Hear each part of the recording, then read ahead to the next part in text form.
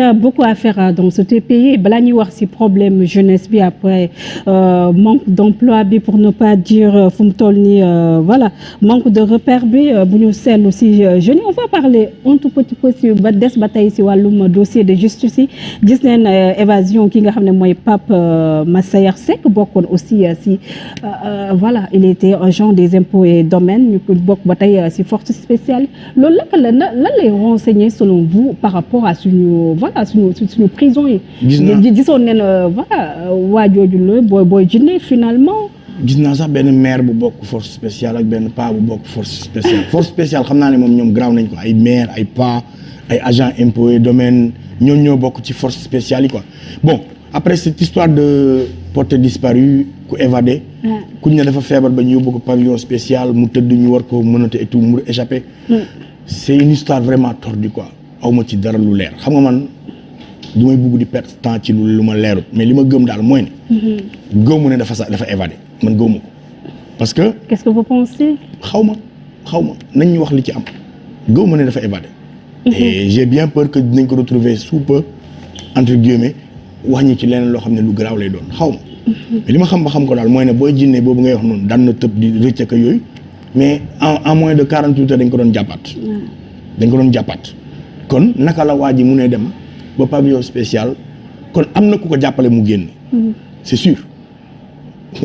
logique la quoi parce que foofu boo fa génnee ci géej gi rek nga mën a dugg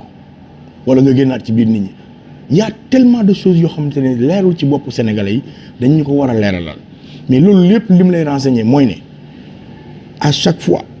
que ñu jëm ci ay échéances politiques. l'état central bii fi ne pouvoir bi fi nekk en place mi ngi ci ay manipulations yoo xamante ne ni pour faire peur aux populations tiital nit ñi xoqatal nit ñi aujourd'hui regarde ce qui se passe ñun on est en train de faire le tour de toutes les préfectures sous-préfectures les mairies et autres pour xool comment ça se passe le retrait des cartes il reste des milliers et des milliers de cartes ay milliers de cartes moo des est-ce que tu as vu une volonté de l'État à faire de la communication pour le retrait des cartes amul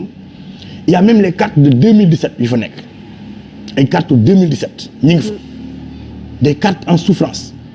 ça veut dire il y a aucune promotion ni pour le retrait des cartes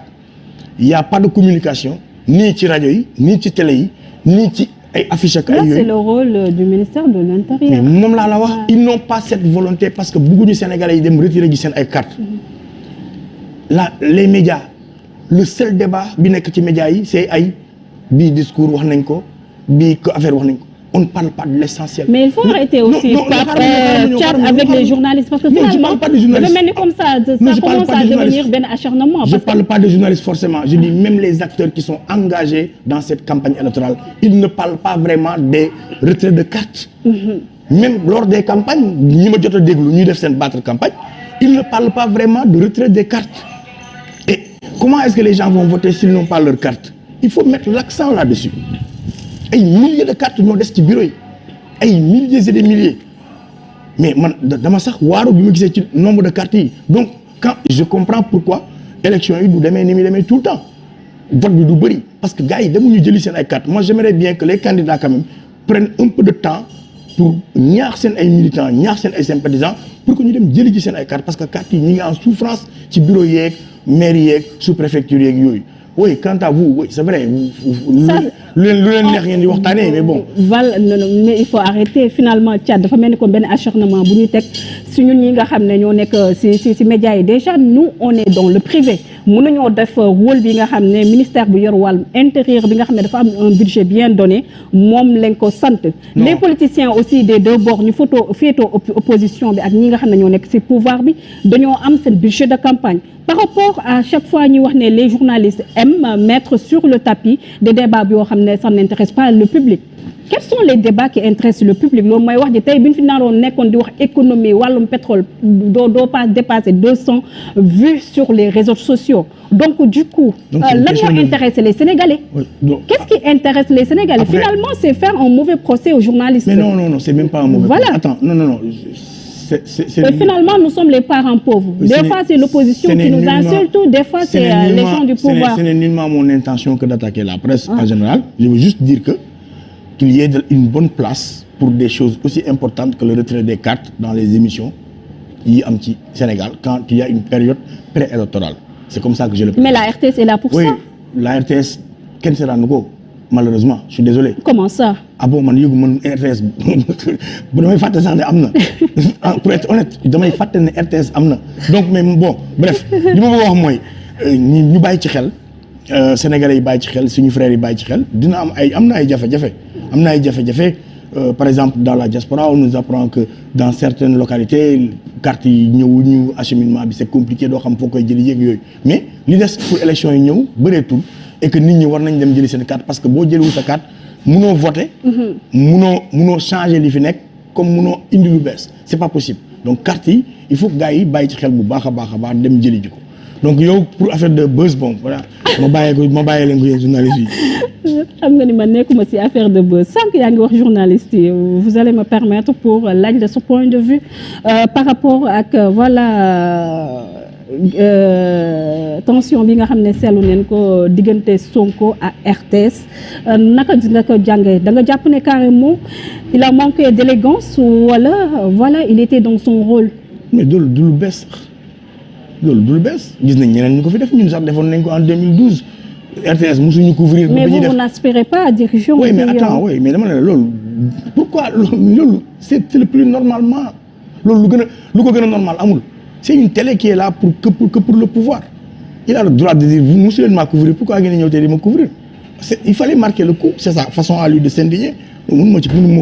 ci critiquer loolu. mais un homme d'État bu trompe son oui, est-ce que mënutoon gën a élégant par rapport à ça justement voilà des choses peut-être qu'on attendrait d'un homme d'État di yaakaar bu ñëwee ci état bi moom ils vont changer les choses justement c'est important que des hommes d'État arrêtés naan damay wane yenn galanterie c'est de l'hypocrisie je remarque une certaine pratique dans ses pratiques à lui des pratiques naturelles et directes c'est-à-dire rien n'est calculé c'est pas politique ça et ça c'est bien RTS il fallait que ñoom ñu comprendre que ne moomuñ Sénégal warul sax dawal publicité RTS dina fi di xëccoo ay match Coupe d'Afrique ak yeneen chaînes yi c'est normal il faut que RTS comprenne il faut que état bi xam ne que RTS ñoom moomuñ ko c'est le pouvoir xaalisu dëkk bi moo fa nekk mais télé la boo xam ne kenn du fa toog benn opposant du fa jàll même journaliste boo amee noo waxee ñu dàq la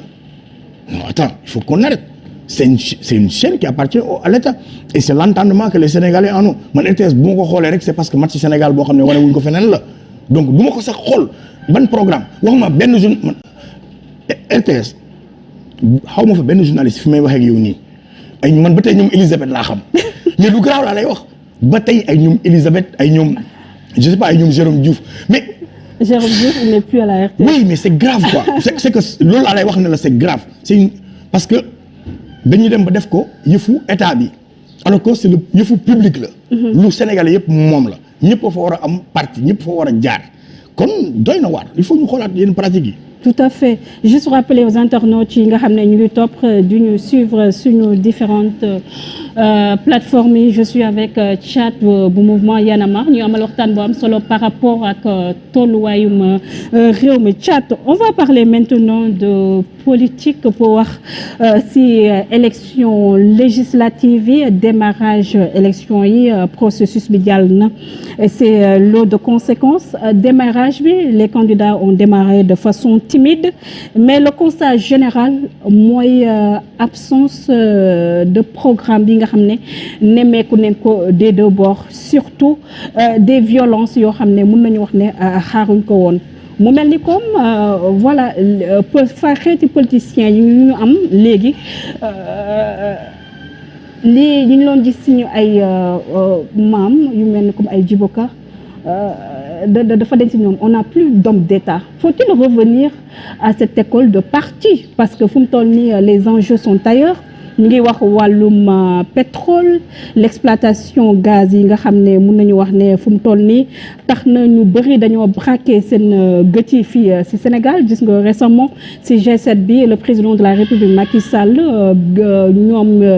def nañ sa benn plan Marshall pour l'Afrique pour ne pas dire pour le Sénégal tey qu'est-ce qu'il faut yan type de député lañ war a xaar à l'Assemblée nationale est-ce que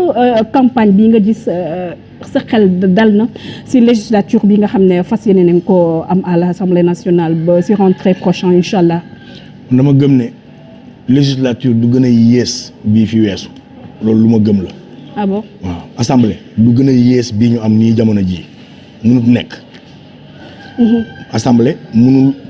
ñàkkal amal njëriñ askanu Sénégal. comme bii ñu yor nii tey ni mu fi mu toll. man gëwuma ko. ne mun nañ am bu gën a pire bii non gëwuma ko. toutes les lois qui ont provoqué des heurts dans ce pays ont été votées ci biir assemblée. lépp loo xamante ne ni luy jafe-jafe la lu Sénégalais di dund tey lu jëm ci mbirum moo xam loi la moo xam budget la. moo xam politique sax générale de l'État. kenn yóbbu ko foofu càmbar ko fa donc mënuñ am pire que ça mënuñ ko am maintenant dire que campagne bi c'est vide de programme machin. de proposition. non ça je ne le dirai pas. ah bon non gis naa. ban proposition non nga gis Thiat du man maay toog di wax diw wala diw mais gis naa quand même que beaucoup d'efforts ont été faits ci allant dans le sens où des députés vont peut-être proposer aux Sénégalais quelque chose de nouveau loolu man la sama vision la. mais c'est pas à mais eux de proposer ils sont là pour voter des lois. Oui. Finalement ñoom li ñuy promettre Sénégalais yi est-ce que nekkul loo xam ne c'est au-delà de leurs compétences aussi. proposition de loi c'est le rôle du député. Voilà. Mais on se rend compte que dans un pays comme le Sénégal. Mais eux ils se limitent pas à ça. Oui ils se limitent à quoi. C'est quoi le rôle d'un député d'abord il faut que li ñu xam ne xam nga député bu la waxee dama lay tabaxal tali tabaxal la pont moom mënu ko. Voilà. xam nga loolu donc man du ma déglu député bi may wax loolu kon Sénégalais yi dofuñu bay déglu député bi naan la tabaxal pont maintenant c'est que pour ne pas dugg ci ay diw wax na nangam wala diw wax na sangam gëm naa ne assemblée bi mooy gën bii fi ne bi ñuy war a mën a am mooy gën bii fi ne mais pour loolu am foog Sénégalais yi dem voter ji dama li ma gëm la mais quand on dit que Sénégal foo ñu delluwaat ci ay hommes d'État delluwaat ci ay jamonoy jubaka est-ce que réew mi doxoon na réew mi doxul woon di mais bu ñu delluwaatee foofu ci ginnaaw catastrophe la politique doit se faire autrement man kay damay ñaan ñu yàkkamti ñu pare avec cette classe politique bii ñu yàgg am ci histoire du Sénégal ñu tàggoog ñoom ñu bees ñëw des jeunes ñëw fël jël seen ay responsabilités loolu la ñuy ñaan la politique la manière bi ñu ko doon defee au Sénégal au contraire loolu kay dañ ko war a loolu kay ñaan nañ ci yàlla musal rek c'est ce système là qui est toujours là loolu bu ñu ko sax ñaan yàlla delluwaat ci jamono boobu noonu non ce serait une catastrophe njàpp nañ dem quand le pays évolue les situations évoluent c'est vrai que j'attends que dans la campagne bëgg naa dégg un député qui me parlera d'une loi sur le comment dirais-je le code minier tu vois. Moi je vais être très objective à part la coalition Aar Sénégal dégguma benn coalition boo xam ne proposé na loo xam ne voilà sénégalais yi mën nañ ci teg loxo wala loo xam ne sax ñoom seen ay compétences la voilà. loolu moom c'est ton avis. loolu moom c'est vraiment ton avis. Voilà. Je respecte donc du coup voilà boo ne ma législature bi ñëw mënul. gën a bon bi fi nekkoon bi là c'est. wait and see. voilà sa opinion la Thiat. wait and see. Thiat ñu wax ci par rapport ba tey ak campagne bi on a vu aussi des violences yoo xam ne dafa jaaxal ñu bëri le docteur Babacar Diop maire de Thiès qui a été voilà mun nañu wax attaqué par le camp d'en face Yewwi Askan Wi te mun nañu wax ne ci la bokk parce que ñoo porté woon candidature am ci élection locale yi passé ba tax mu doon maire donc loolu lan la lay inspiré finalement mu mel ni comme gars yi seen ay combat aussi c'est pas pour l'intérêt de la nation. c'est déplorable que mu am ay incidents yu demee noonu parce que waxoon nañ ne élection yi li ñu ci ñaan mooy mu nekk d'abord une campagne très apaisée mais xawma exactement ce qui s'est passé mais bu fekkente ne Babacar Diop a été dañ ko agressé wala dañ ko torturé wala quoi que ce soit du lu rafet. du vraiment on le condamne fermement et fortement et que di wax ne que loolu yu mel noonu bu mu répété wu maintenant mais c'est un truc que je ne maîtrise pas xawma qu'est-ce qui s'est passé. Je peux pas trop en parler mais li ma xam ba xam ko daal mooy ne violence. Mais les images sont là aussi. Mais je les ai pas vues. Ah bon? Je les ai pas encore vues oui on peut être honnête j'ai pas encore vu ces images man maa ngi ci sensibilisation pour que les Sénégalais aillent récupérer leur carte pour dem voter. mais loolu dafa bokk ci sensibilisation bi Thiat aussi. loolu concerne wu ma loolu ça concerne les partis politiques et leurs militants xaaral rek mu leer man mouvement citoyen laa yor dans une période électorale ma citoyenneté qu'est-ce qu'elle me demande de faire mooy ma fexe sensibiliser pour le retrait des cartes ci loolu laa nekk. Maintenant ne pas voir une vidéo où il y a eu des violences c'est pas un crime c'est un crime que de ne pas voir une vidéo pareille est-ce que crime la ma ne loolu laa laaj est-ce que crime la man ma ñàkk a gis boobu vidéo j'ai pas vu mais je condamne si fekkee ne violence dafa am fu mu munti féetee ak boor bu mu munti doon même ñu bokk parti di ko def du yoon parce que ñaan nañ ñu def une campagne apaisée bu amul benn tension ci Sénégal gi ba ñu jëm ci élection wu jàmm loolu la ñëpp di ñaan et Babacar je le connais personnellement parce que yàgg nañu bokk ay garde à vue yàgg nañ ñu jàppandoo ensemble et même da fekkee dafa gaañu man yëguguma ko mais maa ngi koy massaw vraiment di ko wax ne ko ñu ngi koy seet donc loolu laa ci mën a wax quoi. ñu nangul la ko Thiat ñu des ba tey si élection yi parce que nekk na voilà élection yoo xam ne ñu bëri si experts yu yëngatu si wàllum communication politique dafa nekk benn échauffement pour 2024 pour le pouvoir du président de la République Macky Sall. Gis nga voilà ils ont déployé de gros moyens par rapport voilà à ces élections du coup est-ce que cette cohabitation bi nga xam ne moom la ñi nga xam ne ñoo féetoo ci opposition bi bëgg dina yomb. mooy xam nga élection moom